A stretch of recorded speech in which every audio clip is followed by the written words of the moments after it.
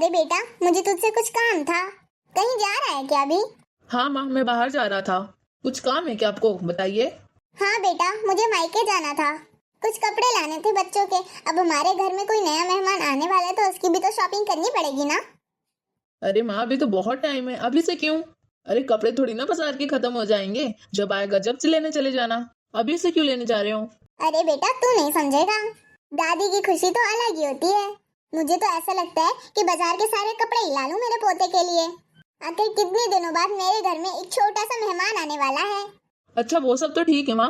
आपने दीदी को बोला है यहाँ पर आने के लिए? उन्हें बोल देना इस बार वो आ जाएंगी, ठीक है? अभी मेरी बात नहीं हुई है इससे।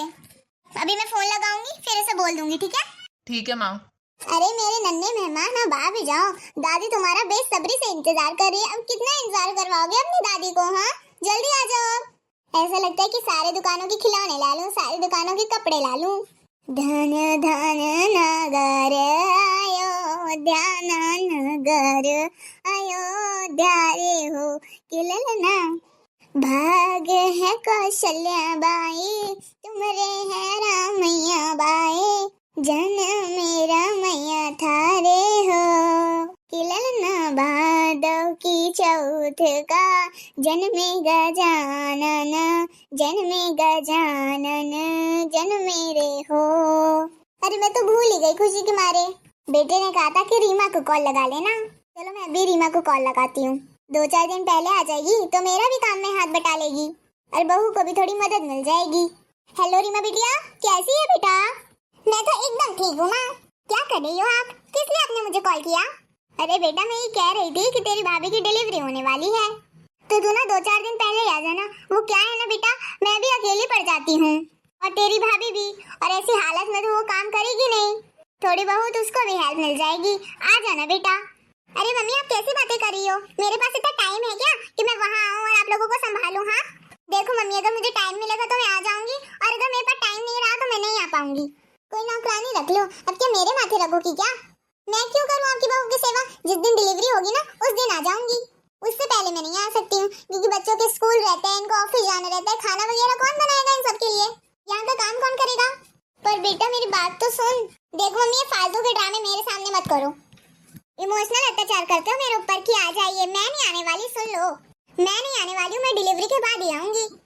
ठीक है बेटा, जैसा तुझे सही लगे। मम्मी भी ना बहू के प्यार में पागल ही हो गई है। मुझे बोल रही है बहू की आकर सेवा करना। मैं क्यों जाऊँ? यहाँ का भी तो काम धाम संभालना है मुझे। आखिर मैं का काम करने के लिए थोड़ी ना होता है। कभी जाओ वहाँ तो आराम करो, इसके लिए थोड़ी ना बुलाएंगी वो। बस काम के लिए बुलाने लगती है। मैं तो नहीं जाऊंगी। जब डिलीवरी हो जाएगी उसके बाद ही जाऊंगी। पता नहीं आजकल की लड़कियों को क्या हो गया है, किसी दूसरे की मदद करना ही नहीं चाहती हैं। अब थोड़ा सा जल्दी आने के लिए क्या बोल दिया, उसे तो गुस्सा ही आ गया। चलो अब क्या करे, अपनी बेटी है, कुछ कह भी नहीं सकते।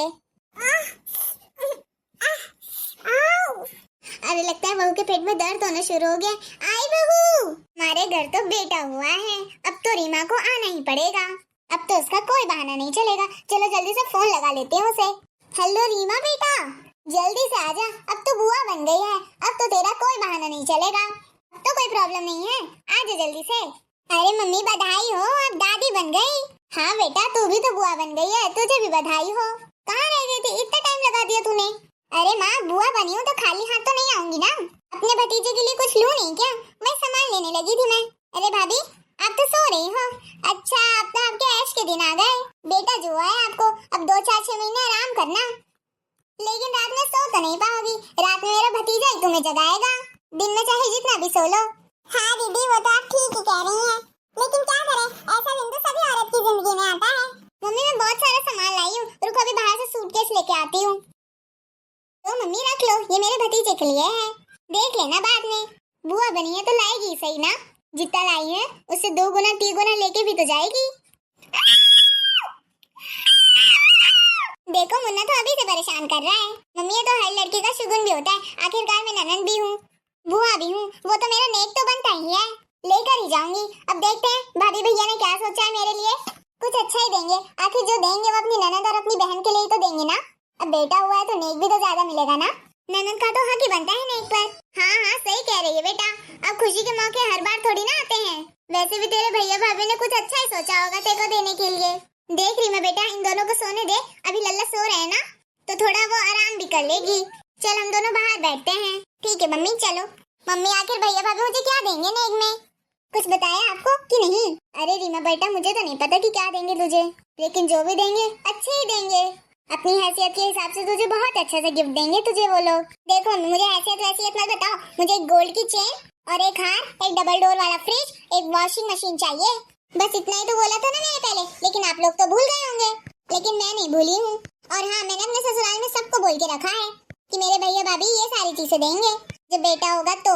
रीमा अभी तो तू आई है और तूने अभी से ही लेना देना शुरू कर दिया। अब मुझसे क्या लड़ रही है? जो भी देंगे तेरे भैया भाभी देंगे, ले लेना उनसे। अब मैं क्या बोलूं इसमें? तू जान तेरा भैया जाने।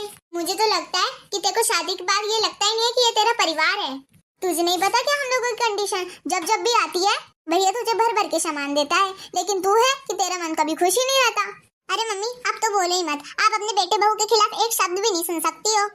आखिर मैं उनकी एक लौती ननद हूँ, एक लौती बहन हूँ। वो लोग देंगे नहीं क्या मुझे जो चाहिए? मुझे सब देना पड़ेगा उनको, आखिर जो मैं इस घर की बेटी हूँ। अरे रीमा दीदी आप आ गए? हाँ भाई बुआओं तो आना ही पड़ेगा ना।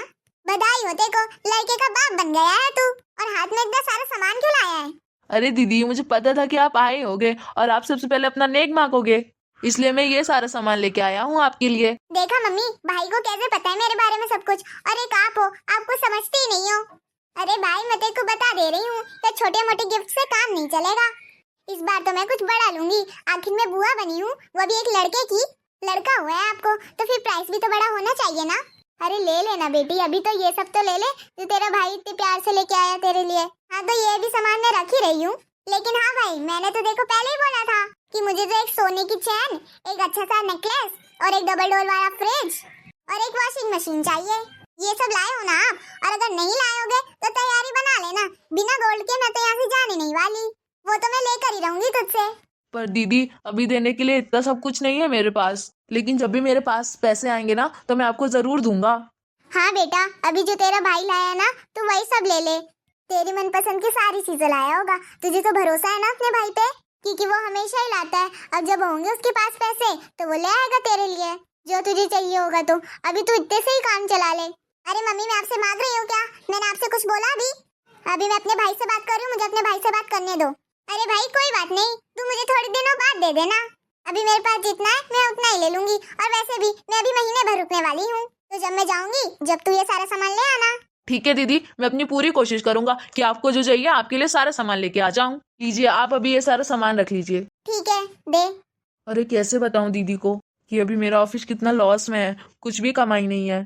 कैसे क्या चल रहा है मैं ही जानता हूँ, पर दीदी इतने प्यार से मांग रही है, उसे मना भी नहीं कर सकता। आखिर क्या करूँ?